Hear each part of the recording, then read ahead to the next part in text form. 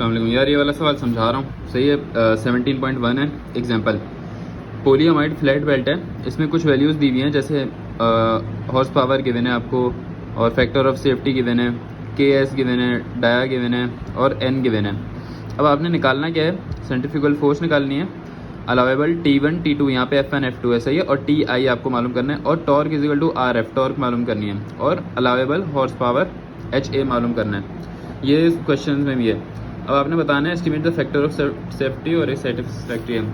हमने पहले डाटा बना लिया, ये सारी चीज़ें गिवन है, ये हमने निकालना है। अब टेबल से हमने गामा मिल जाता है, हमें म्यू मिल जाता है, और हमें फैक्टर और हमें अलाउेबल फोर्स मिल जाती है।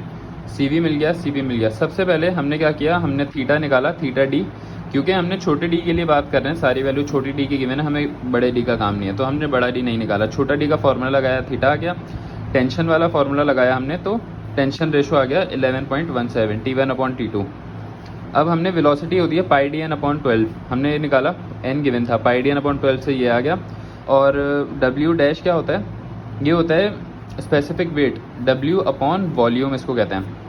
अब हम क्या करते हैं, हम multiply by area on both side करके, वैसे ये क्या होता है, multiply by area on both side जब करेंगे तो W डैश की यूनिट क्या बन जाएगी, समझो ये होता है, यहाँ ये होता है wait per unit volume.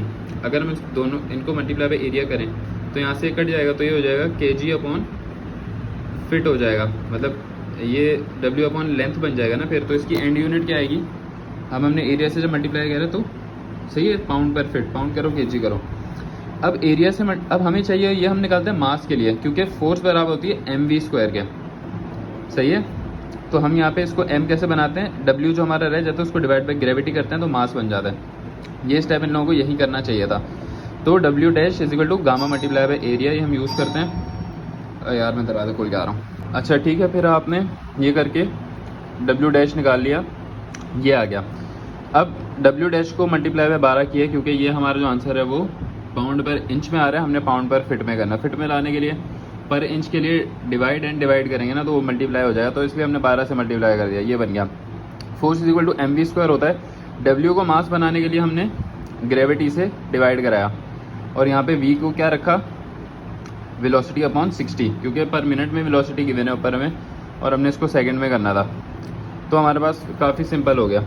Next हमारे पास जो नए फार्मूला यूज़ होते हैं, सॉरी ये तो कुछ और है।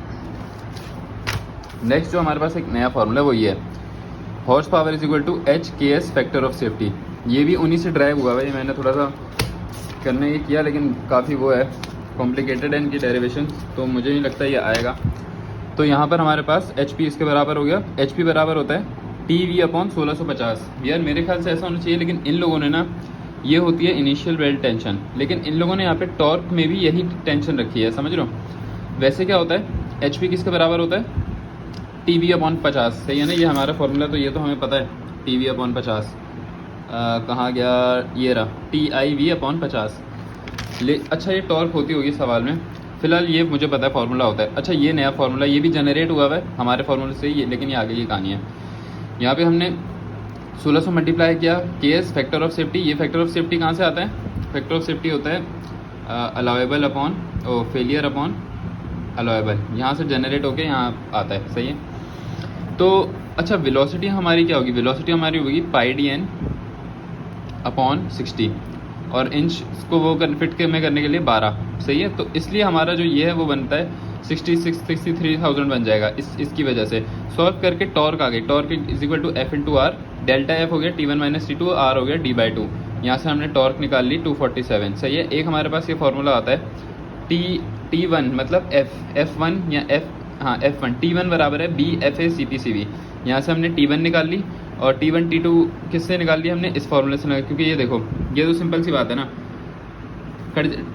डेल्टा टी के बराबर है, T1 - T2 बराबर है T1 - T2 के। ये हमने सिर्फ लिखा है, ये बेसिक बात है, तो ये हमने इसलिए लिखा है ताकि हम यहाँ इसको वहाँ ले जाके वो निकाल लें, क्योंकि हमने यहाँ पे डेल्टा टी निकाला हुआ है ना, इसलिए हमने यहाँ पे ये वाला फॉर्मूला लगाया, ताकि डेल्टा टी रख के हम T2 निकाल लें, वरना तो अगर T1 - T2 अच्छा जीरो नहीं होगा। चलो सही है, ये तो समझ आ गया। और डेल्टा टी बराबर रखा, ये हमने ऊपर निकाल ली थी वैल्यू, ये डाली, T2 भी आ गया हमारे पास।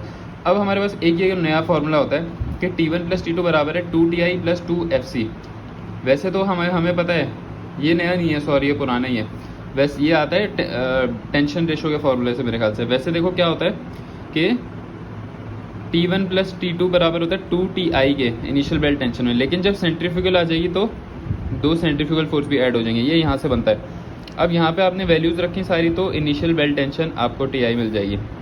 फिर यहाँ से H is equal to H into KSF यही वाला जो फॉर्मूला है Ti वाला, यहाँ से हम H निकाल लेंगे, क्योंकि हमें जो गिवन है 15 वो तो हमें पता है, और हमें मैक्सिमम कितनी आ गई हॉर्स पावर 20.6, ये मैक्सिमम है, सही है। फिर हमने बेल्ट टेंशन रेशो लगाया सेंट्रीफ्यूगल फोर्स का, और यहाँ से अच्छा शुरू में जो हमने बेल्ट टेंशन लगाया पता नहीं इसकी ज़रूरत थी इन लोगों ने क्यों निकाला है, ये हमने सेंट्रीफ्यूगल फोर्स वाला लगाया, उस ये वहाँ लेके गए ln लगा दिया, हमारे पास नया कोएफिशिएंट ऑफ फ्रिक्शन आ रहा है 0.328 हमारे पास जो आ रहा है, और जो ओरिजिनल सवाल में गिवन है वो कितना आ रहा है 0.38 जो इसका अपना होता है। तो हमने बोला कि जो हमारा आ रहा है वो ओरिजिनल से बहुत लेस है, इसलिए कोई स्लिपिंग नहीं होने वाली।